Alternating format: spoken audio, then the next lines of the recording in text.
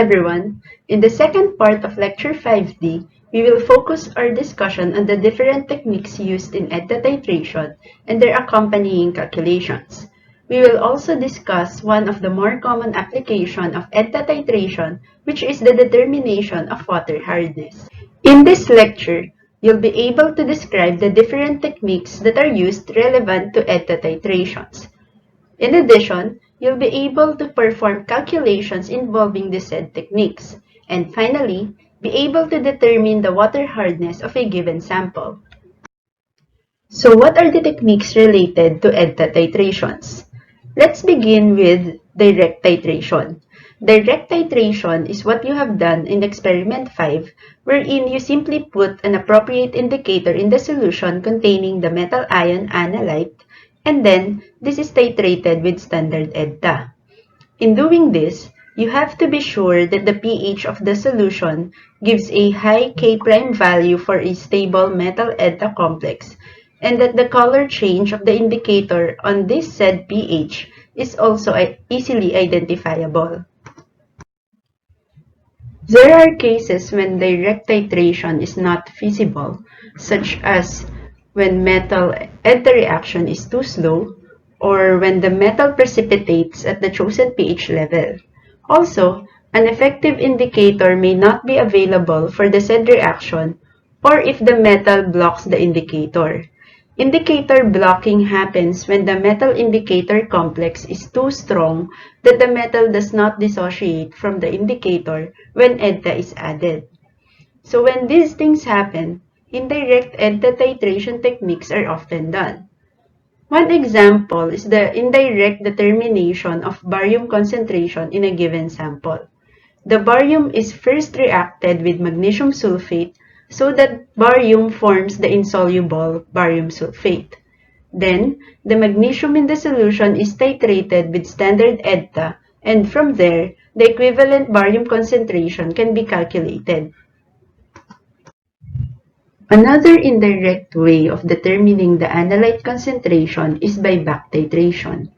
As you have already learned in Lecture 4, back titration is done by adding a measured excess amount of the titrant, in this case EDTA, and then the excess EDTA is determined by titration with a known concentration of a second metal ion, such as magnesium or zinc. The second metal used must have a weaker complex with EDTA than the analyte so that the second metal will not displace the analyte that is already complexed with EDTA. That is why magnesium is commonly used as a back titrant because of its lower formation constant than with other metals.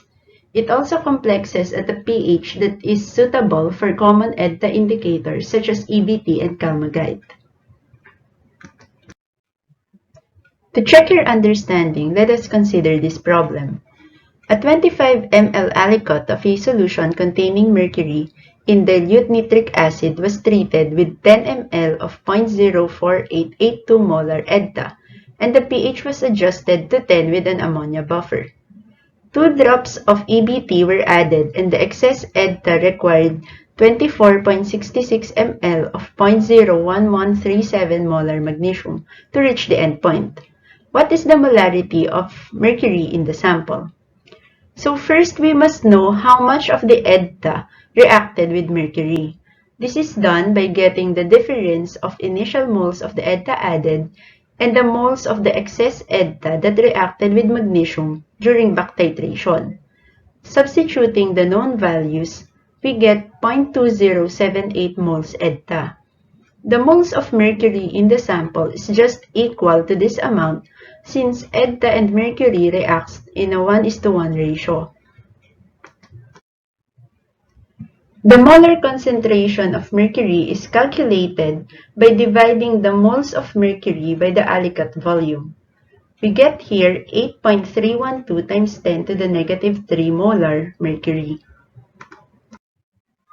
For metal ions that don't have a good indicator, displacement titration techniques are usually done. In this method, an excess solution of a second metal that is complexed with EDTA is added to the analyte solution. The analyte ion will then displace the second metal from the EDTA complex, and then the liberated second metal is titrated with standard EDTA. Just like in back titration, the EDTA must form a more stable complex with the analyte than the second metal for the displacement to take place. In this method, magnesium is also the preferred second metal because of the relatively weak magnesium EDTA complex. Let us consider this problem on displacement titration. The thallium in a 9.76 gram sample of rodenticide was oxidized to the trivalent state and treated with an unmeasured excess magnesium EDTA solution. The reaction is given as such. Titration of the liberated magnesium required 13.34 ml of 0.0356 molar EDTA. Calculate percent thallium sulfite. So the first step is to determine the moles of thallium in the solution. This is obtained from the moles of EDTA that reacted with the liberated magnesium ions. Take note that the moles of thallium is just equal to the moles of magnesium displaced since both metals react with EDTA in a 1:1 ratio. So substituting the givens, we get here 4.749 times 10 to the negative 4 moles of thallium. Next, the percent thallium sulfite is calculated by first getting the mass of thallium sulfite by multiplying the moles of thallium by the stoichiometric ratio 1:2 since there are 2 moles of thallium in 1 mole of thallium sulfite, and then multiplying this by the molecular weight of thallium sulfite. Then divide by the mass of the sample and multiply by 100 to get 1.19% thallium sulfite. When there are other metal ions in the solution that interfere with the reaction of the analyte and EDTA, the addition of masking agents become very useful. A masking agent is a substance that strongly binds with a metal ion that it will no longer react with EDTA, and thus will not interfere with the titration. For example, in a solution containing magnesium and aluminum, fluoride ions can be added as a masking agent. The fluoride ions bind with aluminum so that it will not affect the reaction of magnesium with EDTA. The masking agents, on the other hand, are added to release metal ions from masking agents. For example, if you want to release the masked aluminum from fluorine, addition of boric acid may be done. Shown here is a list of different masking agents used and the metal ions that they effectively react with. You can use this information in choosing the most appropriate masking agent depending on the metal interferences present in your sample. Adjusting the pH of the sample also minimizes interferences from other metals. One example is if you have a solution that contains metals with a very large difference in their formation constant, the pH may be lowered up to a point such that the metal with the lower constant will have a negligible reaction with EDTA. To illustrate, ferric ion can have a quantitative reaction with EDTA at a minimum pH of 2, while calcium needs at least a pH of 8. If you do the EDTA titration at, let's say, pH 4, the presence of calcium will no longer matter since at that pH, it does not form stable complexes with EDTA and thus will not interfere with the titration. Another way is by adjusting the pH towards the alkaline levels to precipitate out interfering metal ions. An example is if a solution contains an interfering magnesium ion, the pH can be adjusted to 12 so that magnesium forms the hydroxide precipitate before the addition of EDTA. However, when doing this technique, coprecipitation with the metal analyte must be avoided since this will result to inaccurate calculations. Changing the oxidation state of some metals may also be effective to minimize their interfering effects.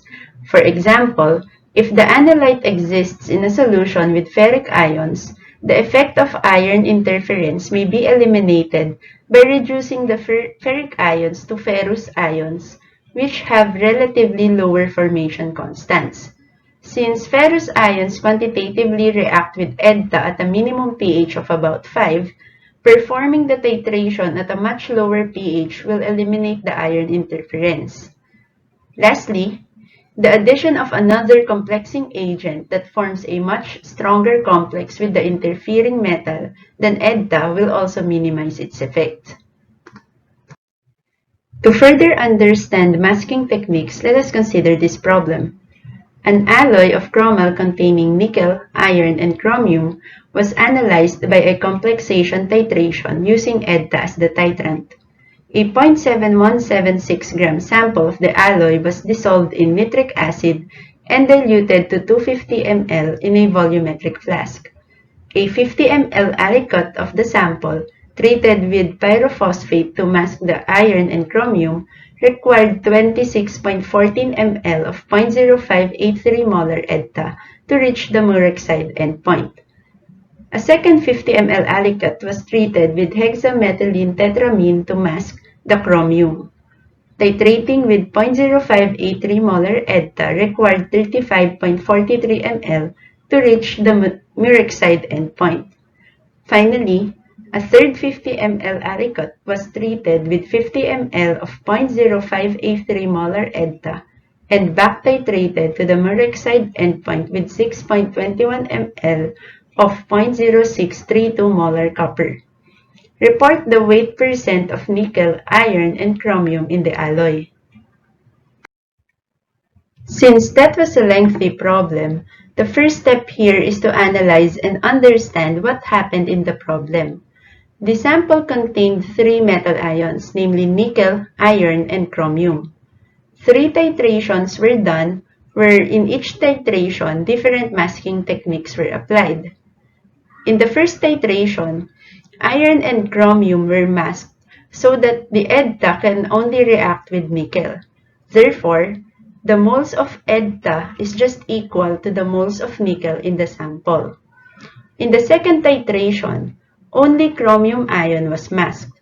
Therefore, the moles of EDTA reacted must be equal to the moles of nickel plus the moles of iron.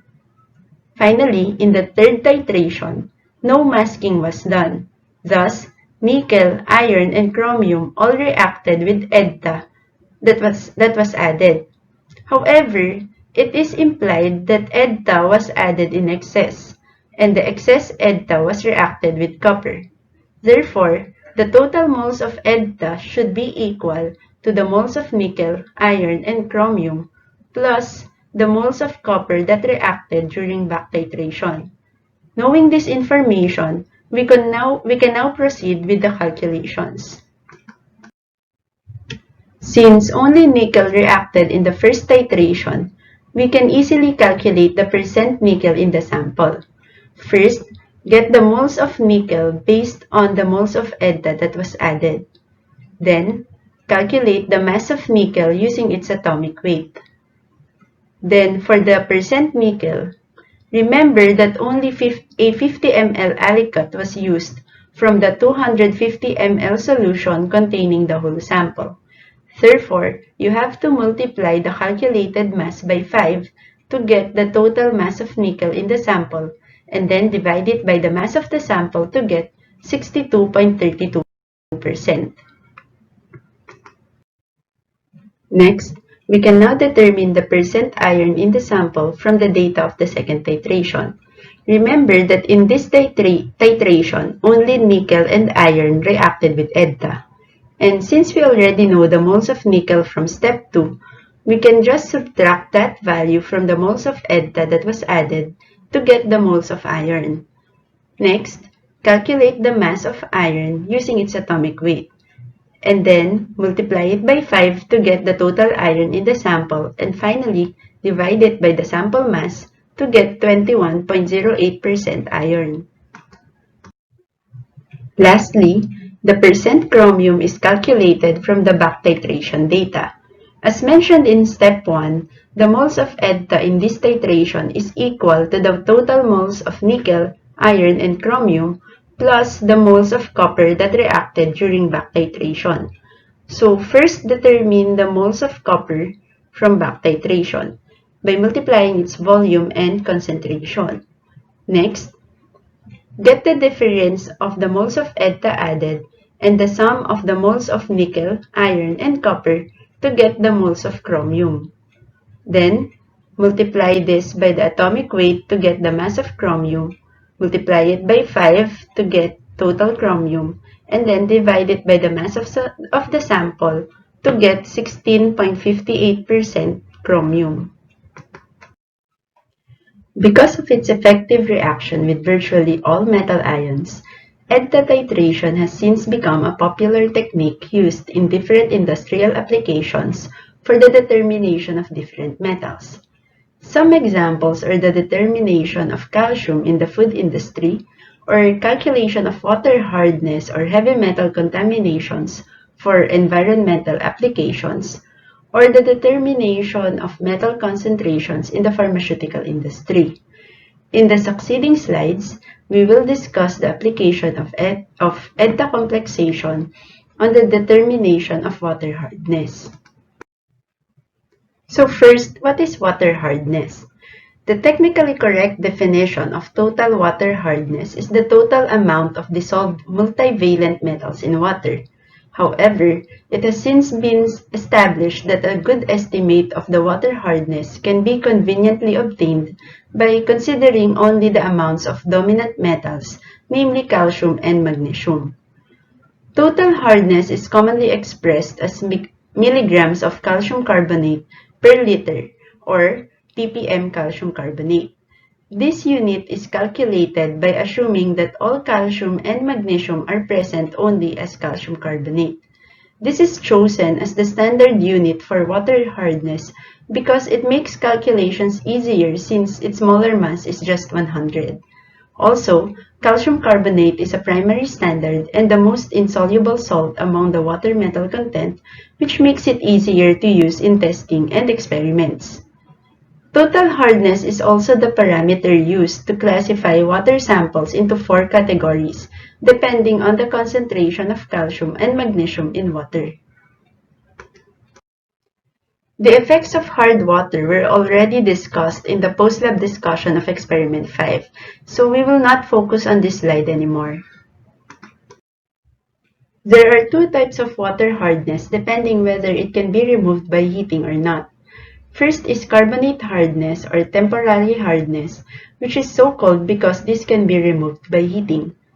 Carbonate hardness is due to the presence of calcium bicarbonate and magnesium bicarbonate in water. Both of these compounds decompose when heated, and the calcium and magnesium are removed by precipitation of calcium carbonate and magnesium carbonate.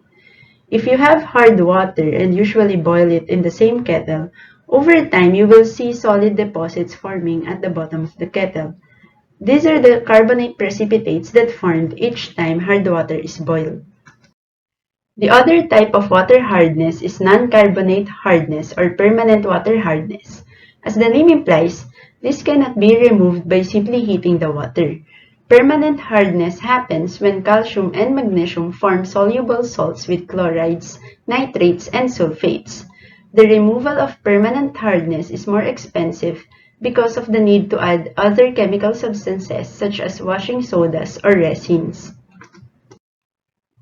Next, how do we determine water hardness using EDTA titrations?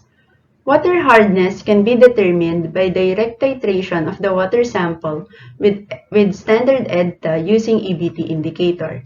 However, it should be taken into consideration that when the titration is done at pH 10, both calcium and magnesium react with EDTA. Therefore, the parameter obtained here is the total hardness. However, if you want to determine the concentration of calcium alone, titration can be done at a higher pH, wherein magnesium will precipitate, which leaves calcium as the only species reacting with EDTA. The magnesium concentration may be determined by difference from the total hardness and calcium concentration. To further explain the calculations involved in water hardness, let us consider this problem. A 100 ml sample of water containing calcium and magnesium is titrated with 22.74 ml of 0.0099 molar EDTA at pH 10. Another 100 ml sample was treated with NaOH to raise the pH to 13, precipitating magnesium as magnesium hydroxide, and then titrated with 15.86 ml of the same EDTA solution. Determine the following: total water hardness, ppm of calcium carbonate, and the ppm of magnesium carbonate. The first step is to again analyze what happened in the problem. It was described that two titrations were done. In the first titration at pH 10, both calcium and magnesium reacted with EDTA. Thus, the moles of EDTA must be equal to the moles of calcium plus the moles of magnesium. In the second titration, magnesium is precipitated out, therefore, only calcium reacted with EDTA. Next, the total hardness, which is defined as the total concentration of calcium and magnesium, can be obtained from the first titration data. So calculate the moles of the total hardness from the moles of EDTA that reacted in the sample. Since it was asked to express total hardness in terms of ppm calcium carbonate, we will assume that all of the 0.2251 millimoles we have calculated here exists as calcium carbonate. So, we multiply this by the molecular weight of calcium carbonate and divide it by the volume in liters to get 225.33 ppm. Remember, ppm is equivalent to milligrams per liter, so do not forget to convert to correct units for mass and volume. In the third step, calcium as calcium carbonate may be determined from the data of the second titration. The moles of calcium may be obtained from the moles of EDTA added since only calcium reacted here. Next, the concentration of calcium is obtained by multiplying the moles of calcium by the molecular weight of calcium carbonate and dividing it by the volume in liters. We get here 157.15 ppm calcium carbonate.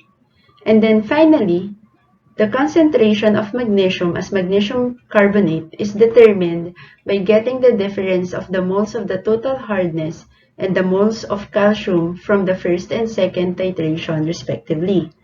Take note that you cannot simply get the difference of the ppm concentrations we have calculated for total hardness and calcium because remember that they were both expressed in calcium carbonate and not magnesium carbonate. To avoid confusion, it is better to start the calculation from moles and not concentrations.